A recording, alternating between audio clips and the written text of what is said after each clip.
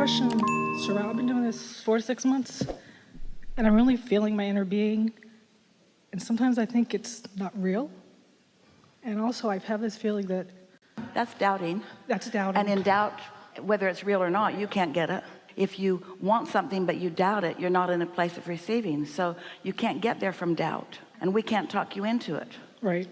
Well, my question goes to, I always feel this connection with other inner beings that I'm really close to, like my mom who's passed, or my friend who lives in Virginia Beach. I feel my inner being talking to me, telling me things, and that I believe, but it's just... Well, why are you making that distinction? If all the inner beings are hanging out together, what difference does it make where you tap in? I just think it's cool, but I never could wrap my mind around it, and it just... Well, try right now. Okay. Talk to us, tell us, at this point, isn't it sort of illogical that your inner being doesn't exist? Right. So you don't question or doubt the existence of your inner being. You're just doubting your ability to connect. I think it's the connection thing. But you just said to us you can connect with others, so why are you arguing for this limitation? I don't know. Well, do you think it's your habit of arguing for limitations in general? Yeah. Well, cut it out. Yeah. When we say we can't talk you into it, knowing all that we know and offering all that we offer, both verbally and vibrationally, we can't assert our vibration in such a strong way that in your doubt you can hear. And so you have to put yourself in a mode where you can receive. Do you meditate? Yes. When do you meditate? In the morning? Some mornings, usually evenings, before I go to bed. Morning is better, because by the time evening has come, you've had enough observation of life. Just now, as Esther was preparing herself to receive us, took her longer to settle down than usual because of the messing around she had been doing before. Does that make sense? In other words, she had been more in her head than she usually is. And when she's in her head, then it takes a little while for her to let that go and for the vibration of that to subside enough that she can fully receive us. So you may not have noticed, but that took almost twice as long as usual because of what had been going on before. And so that's why meditation in the morning is easier for you, because you don't have so much resistance perhaps to release. Then when you meditate, what happens? How long do you meditate? It goes from 15 to 20 minutes, sometimes 30. Do you meditate every day? Practically. There's some days I just don't, I feel good, I just don't feel like it. Or I just don't feel like I need it. The value of meditation is that, first of all, it is a progressive thing. So continuity is a value, because the more you meditate, the more you tune in, the easier it is for you to tune in, the easier it is for you to tune in. And when you say you don't need it, maybe what you're saying is, I don't believe there's anything there for me to receive. You don't meditate to stop bad things from happening. So if there's no bad things happening, you don't need it. Meditation isn't the fix-it program. Meditation is the tapping into infinite intelligence. And you're saying, I don't feel like I need to do that. I don't need your guidance. It's okay. I know that you're infinite intelligence, and I know that you love me, and I know that you know everything about me, and I know that you know where I am in relationship to everything I want, but I'm good. We're teasing you. Not really. Not really, I know.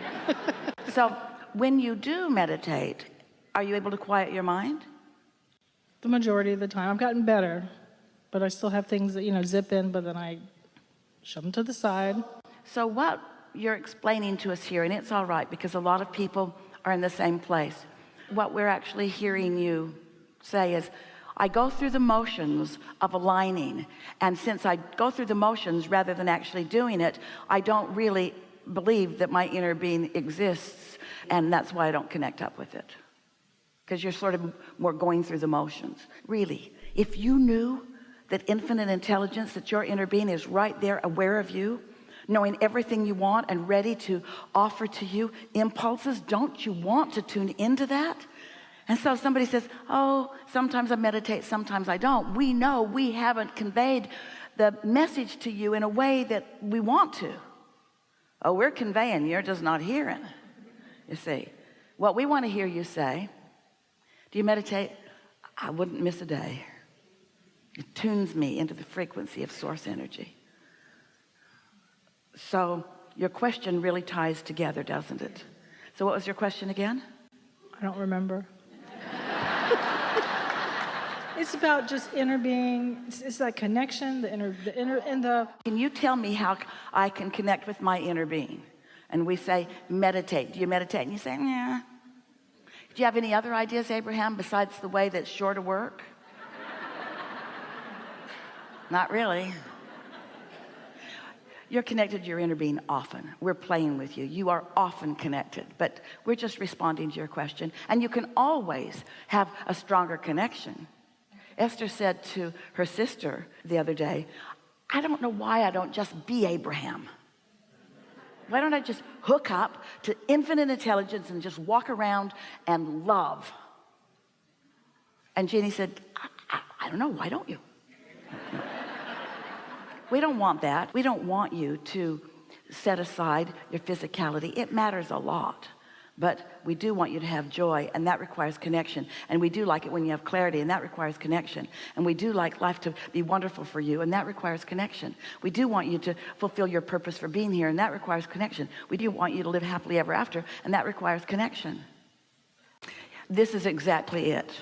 And this experience demonstrates it to you. Because here you are with a question, and here we are with an answer. And so it's two different points of view. And the thing that trips you up, because you're tuned in often, and you are in the receiving mode often, but it's tricky when you've got a question pulsing within you that literally blocks out the frequency of the answer. If a question is too dominant, the answer can't be heard by you. And your inner being can't shout it loud enough, because there's no assertion, there's only allowing and receiving. So the specific answer is put some distance between. We're talking about time distance. Not a lot, doesn't have to be a lot, but there has to be an awareness on your part. This is the question that I'm asking, and sit and write it and make it clear. Life's help you to formulate it, and then sit. Meditation is a really good way to clear your mind.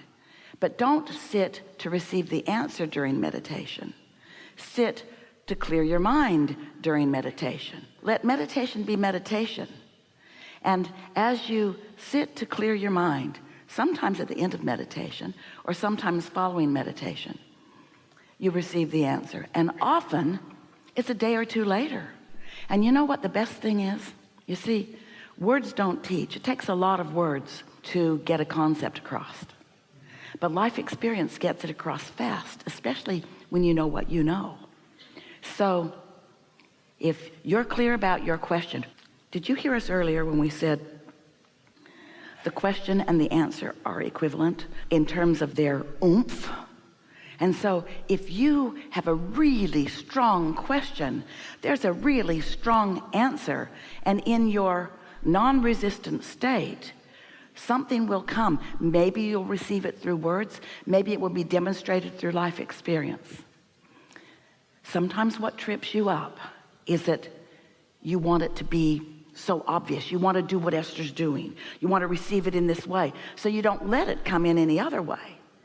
But some of the very best things are the things that come in other ways. Non-physical is always, always, always, always, always aware of you. And always queued up, giving you answers. And to the degree that you're in tune, you're receiving the answers. You know what? You're so good at that, you don't even know you're doing it. So just chill. And stop trying to make it something different than it is. And understand that every relationship that a physical being like you or Esther has with non-physical beings like us is always different.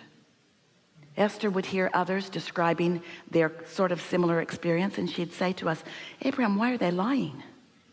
Because they were talking about an experience that wasn't like hers. And we said, don't compare the experience, and everyone's different. Everyone's expectations are different. Everyone's beliefs are different. Everyone's desires are different in some ways. So just let it be. And it is our absolute knowing that there is satisfaction in this process for you. Just enjoy it. That's really the strongest key.